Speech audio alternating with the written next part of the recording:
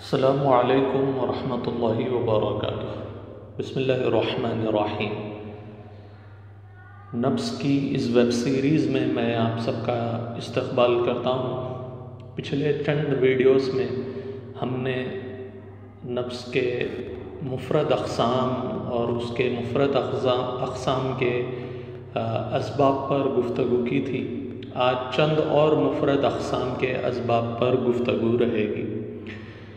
تو سب سے پہلے شروعات کرتے ہیں نفس کے عظیم ہونے کے اسباب۔ نفس عظیم اس وقت کہلاتی ہے جب وہ طویل، عریض اور مشرف ہو۔ اب نفس کو ہم سلنڈر تصور کر رہے ہیں اور نفس ہے بھی سلنڈر، تو اگر اس طرح آپ نفس کو تصور کریں تو اگر 4 انگلیوں سے زیادہ ہوگی، اس طرح 4 انگلیوں سے اگر اس کی بیٹ محسوس ہوگی تو وہ طویل ہوگی، اور اگر چوڑان میں آپ کو زیادہ محسوس ہوگی تو وہ عریض ہوگی، اور اس کی ہائٹ اگر آپ کو زیادہ محسوس ہوگی بیٹ کی تو وہ مشرف ہوگی۔ تو طویل، عریض اور مشرف جو نفس ہوتی ہے اس کو عظیم کہا جاتا ہے۔ اب طویل کے اسباب، عریض کے اسباب اور مشرف کے اسباب پچھلے ویڈیو میں آ گئے تھے۔ آج ہم عظیم کے اسباب دیکھنے والے ہیں۔ تو عظیم اس وقت ہوتی ہے نفس جب اعلیٰ لین ہو، یعنی نفس کا جو اعلیٰ ہے وہ لین ہو اور قوت قوی ہو اور حاجت زیادہ ہو۔ اب یہ جو اعلیٰ لین ہو رہا ہے نفس کا، اس کی وجہ سے نفس ضیق ہوگی، یعنی جب یہ اعلیٰ لین ہے تو نفس کو پھیلنے کا زیادہ چانس ملے گا۔ جب کانٹریکٹ ہوگی تو پھیلے گی زیادہ ہو، اس لیے وہ عریض ہوگی۔ اور جب قوت قوی ہوگی تو اس میں عزم پیدا ہونے کا چانس ہوگا، یعنی جب آپ کے پاس قوت ہوتی ہے تو آپ زیادہ دور تک اس کو بھجا سکتے ہیں۔ جس طرح آپ ایک پنچ کرتے ہیں تو قوت قوی جب آپ کی ہوتی ہے تو آپ کے پنچ کا ایفیکٹ، امپیکٹ جو ہوگا وہ زیادہ دور تک محسوس ہوگا۔ اسی طرح جب قوت حیوانیہ قوی ہوگی تو نفس میں عزم پیدا ہوگا اور حاجت زیادہ اس وقت ہوگی۔ مشرف ہونے، حاجت جب زیادہ ہوگی تو مشرف نفس ہو جائے گی۔ تو اس طرح عزم کے اسباب میں اعلیٰ کا لین ہونا، قوت کا قوی ہونا اور حاجت کا زیادہ ہونا ہے۔ اور جب ہم اس کا الٹا دیکھتے ہیں، یعنی عظیم نفس کا جب ہم الٹا دیکھتے ہیں، یعنی صغیر نفس قصیر ہوگی اور ضیق ہوگی اور منخفض ہوگی۔ اب اس طرح آپ پھر سلنڈر کی طرف آ جائیں۔ اب یہ سلنڈر کو ہم نفس مان رہے ہیں، تو اس طرح جب آپ رکھیں گے تو چوڑان میں وہ 4 انگلیوں سے کم محسوس ہوگی، یعنی قصیر محسوس ہوگی، اور لمبان میں جب آپ اس کی لنتھ دیکھیں گے تو 4 انگلیوں سے کم محسوس ہوگی، اور اس طرح چوڑان میں کم محسوس ہوگی تو وہ ضیق ہوگی، اور اس کی ہائٹ جو ہے وہ اگر کم ہوگی تو وہ منخفض ہوگی۔ تو اب یہ 3 اسباب جو ہے عظیم نفس کے ہوتے ہیں۔ اب اس میں بھی تھوڑی اور تفصیل ہے۔ اب اس کے اسباب جو ہیں وہ اس طرح ہیں کہ آپ اس کے جو اسباب عظیم نفس کے اسباب تھے اس کے اسباب کو آپ یہاں پر الٹا کر دیں تو یہاں پر صغیر کے اسباب بن جائیں گے۔ اعلیٰ کا صلب ہونا، قوت کا ضعیف ہونا اور حاجت کا کم ہونا۔ اب آپ یہ سوچ کر دیکھیں کہ یہ ساری کنڈیشنز کب پیدا ہوتی ہیں۔ جیسے مثال کے طور پر ڈی ہائیڈریشن، کسی کو بہت زیادہ سیویئر ہو گیا ہے، یا کوئی شخص شوق کی سچویشن میں ہے، کسی بھی قسم کے شوق کی سچویشن میں جب وہ ہوگا تو اس کا اعلیٰ، جو نفس کا اعلیٰ ہوگا وہ صلب ہو جائے گا۔ صلب اس لیے ہوگا کہ کیونکہ ڈی ہائیڈریشن بہت زیادہ ہو گیا ہے تو نفس کی الاسٹیسٹی کافی حد تک کم ہو گئی ہے، اور قوت ضعیف اس وجہ سے ہو گئی ہے کہ بہت زیادہ ڈی ہائیڈریشن ہے، اور حاجت بہت زیادہ کم ہے کیونکہ پورے باڈی کے آرگنز جو ہے شوق میں ہیں۔ تو حاجت کا کم ہونا، قوت کا ضعیف ہونا اور اعلیٰ کا صلب ہونا، اس سے نفس میں صغر پیدا ہوگا، نفس صغیر ہو جائے گی۔ لیکن جو قوت ضعیف ہونے کے نتیجے میں، یعنی مان لیجیے قوت ضعیف ہے اور باقی کے چیزیں نارمل ہے، اعلیٰ لین ہے اور حاجت بھی اعتدال پر ہے، یعنی اعلیٰ لین اگر نہیں بھی ہے، اعلیٰ معتدل ہے اور حاجت بھی معتدل ہے، تو اس صورت میں قوت کے ضعیف ہونے کی صورت میں جو انخفاض پیدا ہوگا اور جو قصر پیدا ہوگا، یعنی انخفاض یعنی جو ہائٹ کم ہو جائے گی اور جو 4 انگلیوں سے جو کم آپ کو محسوس ہوگی وہ بہت زیادہ کمی ہوگی. یعنی مان لیجیے آپ کو قوت ضعیف ہونے کی سچویشن میں 1 انگلی پر بھی آپ کو بالکل تھریڈی پلس محسوس ہوگی. اور دوسری بات یہ کہ جو انخفاض ہوگا، جو ہائٹ ہوگی اس کی زیادہ نیچے نہیں جائے گی، وہ بہت کم ہو جائے گی قوت کے ضعیف ہونے کی سچویشن میں، صورت میں.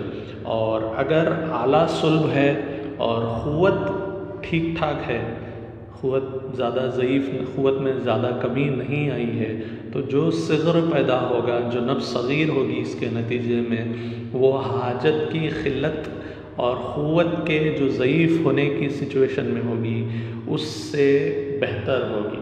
یعنی حاجت جب کم ہو جائے گی اور قوت جب کم ہو جائے گی تو نفس میں نفس جو صغیر ہوگی وہ بہت زیادہ صغیر ہوگی کس کے مقابلے میں؟ اعلیٰ کے صلب ہونے اور قوت کے زیادہ ہونے کے مقابلے میں. اب ذرا آپ اس کو پریکٹیکلی سوچ کے دیکھیں کہ جب آپ کی قوت ٹھیک ٹھاک ہے، اچھا مان لیجیے ایک باکسر کی مثال آپ لے لیجیے، ایک پنچ جب وہ کرتا ہے قوت بہتر ہونے کے نتیجے میں تو اس کا امپیکٹ اچھا ہوگا، زیادہ دور تک اس کا امپیکٹ ہوگا. تو جو اس کا صغر ہوگا، حالانکہ اس میں صغر ضرور پیدا ہوگا لیکن قوت بہتر ہے، قوت حیوانیہ بہتر ہونے کی صورت میں جو صغر پیدا ہوگا وہ قوت کے ضعیف ہونے اور حاجت کی قلت کے نتیجے میں جو صغر ہوگا اس سے بہتر ہوگا. یعنی قوت جب کم ہو جائے گی تو صغر بھی بہت کم ہو جائے گا، بہت زیادہ ہو جائے گا صغر بھی. اب اس کے بعد ایک اور سچویشن آتی ہے، ایک اور مفرد قسم ہے کیفیت قرا، یعنی ٹھوکر ماننے کی جو کیفیت ہے نفس کی، جو پیٹھ ہونے کی کیفیت ہے وہ کیسی ہے، قوی ہے یا ضعیف ہے. اگر قوی ہے تو قوت حیوانیہ کے قوی ہونے کی یہ دلالت ہوگی. اب اس میں آپ کو صلب نفس سے کنفیوز نہیں ہونا ہے، کیونکہ جو نفس جب صلب ہوتی ہے تب بھی وہ انگلیوں پر آسانی سے محسوس ہو جاتی ہے، لیکن آپ کو بار بار پریکٹس سے جب آپ دیکھتے جائیں گے مختلف اشخاص کی نبضوں کو تو آپ کو ان دونوں میں ڈفرینشیٹ کرنے کی صلاحیت آپ کے اندر پیدا ہوگی. تو جب نفس قوی ہوگی تو یہ قوت حیوانیہ کے قوی ہونے کی دلالت ہوگی. اب آپ قوت حیوانیہ کون سی سچویشن میں قوی ہوتی ہے یہ آپ اپنی یونانی میڈیسن کی جو بیسک نالج ہے اس سے آپ انٹرپریٹ کر لے سکتے ہیں. اب رہی ضعف نفس، تو ضعیف نفس جب ہوگی تو یہ قوت حیوانیہ کے ضعیف ہونے کی دلالت ہوگی.